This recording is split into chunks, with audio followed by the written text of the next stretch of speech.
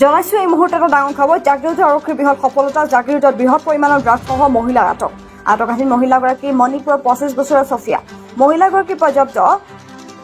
104.5 গ্ৰাম heroin ছফিয়াই নিজৰ গাত মেৰিয়াই আনিছে ড্ৰাগছ ভৰ্তি 9টাকৈ চাবোনৰ বাকচ জাগিৰোডৰ ৰেল ষ্টেচনৰ ওচৰতে ঘূৰি ফুৰিছিল মহিলাগৰাকী জব্দকৃত হেৰইনখিনি আন্তঃৰাষ্ট্ৰীয় বজাৰ মূল্য প্ৰায় 5 কোটি টকা বুলি ধাৰণা কৰা হৈছে পুনৰবাৰ জনাইছো জাগিৰোডত আৰক্ষীৰ বৃহৎ সফলতা জাগিৰোডত বৃহৎ পৰিমাণৰ ড্ৰাগছসহ মহিলাক আটকাধীন মহিলাগৰাকী মণিপুৰৰ 25 বছৰীয়া ছফিয়া বুলি জানিব পৰা গৈছে মহিলাগৰাকীৰ পৰা প্ৰায় জব্দ কৰিছে 104.5 গ্ৰাম হেৰইন ছফিয়া নিজৰ গাত মেৰিয়াই আনিছিল ড্ৰাগছ ভৰ্তি 9টাকৈ চাবোনৰ বাকচ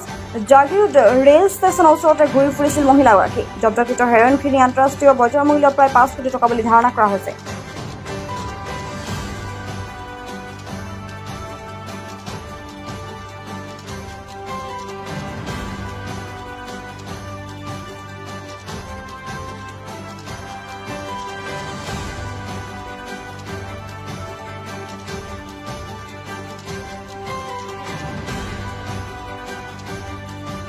আজি পুৱা প্ৰায় 5মান বজাত জাগিৰোড আৰক্ষীৰ পৰা এটা খবৰ পাওঁ যে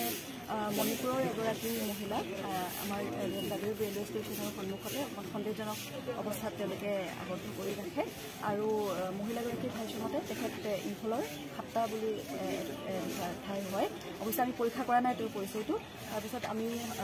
মই আৰু পুলিচ একেলগে মিলি আমি তেওঁক গোটেই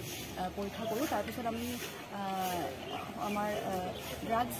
হেৰইন উদ্ধাৰ হয় তেওঁৰ প্ৰায় 9টা সৰু সৰু প্লাষ্টিকৰ বাকচত আমি জোখমাখ কৰা মতে প্ৰায় 104 গ্ৰাম 104.5 যদি মই কওঁ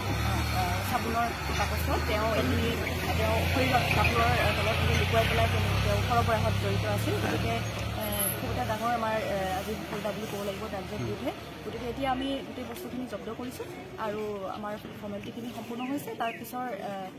কি হয় ব্যৱস্থা আমাৰ গ্ৰহণ কৰা হ'ব এই ড্ৰাগছখিনি আন্তঃৰাষ্ট্ৰীয় বজাৰ মূল্য কিমান হ'ব কিবা ক'ব পাৰিব নেকি এতিয়া সেই বিষয়ে মোৰ ইমান ধাৰণা নাই কিন্তু মই যিমান দূৰ জানো প্ৰায় 5 পৰা 10 কোটিৰ ভিতৰত হ'ব লাগে বজাৰ মূল্য ঠিক আছে এনে ক'ৰ পৰা আৰু ক'লৈকে নিবলৈ আনিছিলে কিবা কৈছে মহিলাগৰাকীৰ আমি যি প্ৰিলিমিনাৰী আমি হেৰি লৈছোঁ তেওঁ কৈছে তেওঁ মণিপুৰৰ পৰা তেওঁ ইয়াতে জাগিৰোডে কাৰোবাক মানে সেইখিনি হেণ্ডঅভাৰ কৰাৰ কথা আছে কিন্তু সেইখিনি আমাৰ ডিটেইল ইনভেষ্টিগেশ্যন হ'ব এতিয়া থানালৈকে তেওঁক লৈ যোৱা হ'ব গতিকে ইয়াৰ পাছত আৰু বিষয়ৰ তথ্য আমি লাভ কৰিম